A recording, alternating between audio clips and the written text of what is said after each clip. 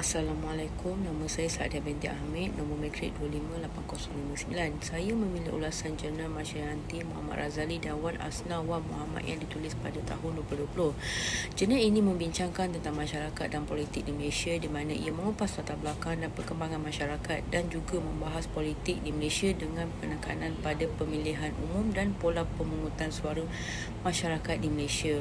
Sememangnya adalah penting untuk rakyat Malaysia mempelajari latar belakang Malaysia kerana ia merupakan salah satu aspek yang membentuk budaya politik negara. Justru itu, tujuan utama penulisan jurnal ini adalah menekankan kepada komposisi rakyat, ringkasan masyarakat, suasana politik di Malaysia dan pola pengundian pilihan raya. Jurnal ini menjelaskan mengenai komposisi masyarakat Malaysia yang mana ia menyatakan bahawa masyarakat Malaysia adalah masyarakat majmuk dan dalam konteks kaum dan etnik, di mana Melayu, Cina, India sebagainya kelompok utama. Kesemuanya kelompok etnik ini memilih budaya dan gaya hidup sendiri, dan inilah yang dijadikan Malaysia sebagai negara yang unik.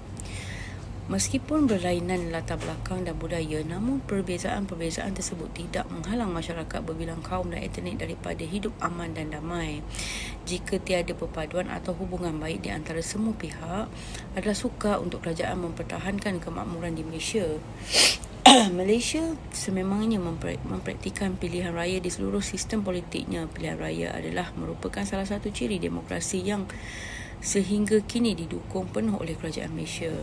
Pilihan raya adalah merupakan salah satu cara demokrasi yang sehingga kini didukung penuh oleh kerajaan Malaysia. Ini adalah dengan tanggapan bahawa parti politik sedemikian akan menjaga kepentingan mereka. Ini dapat kita perhatikan sebagaimana masyarakat Melayu akan cenderung memilih UMNO dan PAS, orang Cina dengan MCA dan DAP, dan orang India pula dengan MIC dan sebagainya. Justru dapat kita dikatakan bahawa kebanyakan parti politik di Malaysia adalah parti yang berlatar belakangkan sesuatu etnik. Jurnal ini juga menyatakan akan kewujudan parti politik yang lebih berbentuk campuran seperti PKR, di mana dalam parti sedemikian ahli-ahli atau penyokongnya terdiri daripada pelbagai latar belakang etnik. Kerjasama UMNO, MCA, MIC dan beberapa parti komponen lain yang membentuk Barisan Nasional juga adalah kini parti bukan lagi bertujuan menjaga kepentingan sesuatu kumpulan etnik, tetapi lebih kepada umum.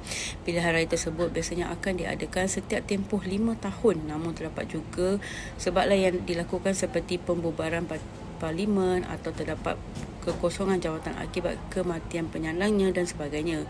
Pilihan raya juga terdiri daripada dua, iaitu pilihan raya umum dan pilihan raya kecil yang akan dikendalikan oleh SPRM, yang merupakan badan berkecuali terutamanya daripada mana-mana pengaruh politik sama ada daripada pihak kerajaan atau pembangkang. Jurnal ini secara umumnya menjelaskan mengenai komposisi kaum Malaysia, senario politik sehingga 2013 serta melihat kepada pilihan raya dan pola pengundian. Dengan melihat jurnal ini secara tidak langsung, ia memberikan gambaran untuk terhadap kecenderungan pola pengundian dalam pilihan raya di negara ini serta menjadi penanda aras awal terhadap senario politik pada ketika itu dan betapa ianya relevan sehingga kini. Dapat juga kita simpulkan bahawa pola pengundian dan pilihan parti di negara ini masih lagi berkait rapat dengan kaum dan etnik seperti Melayu, Cina dan India. Malahan dia di Borneo juga masih sesuai untuk kita andaikan sedemikian, namun lebih kepada parti dengan majoriti kaum atau etnik tempatan.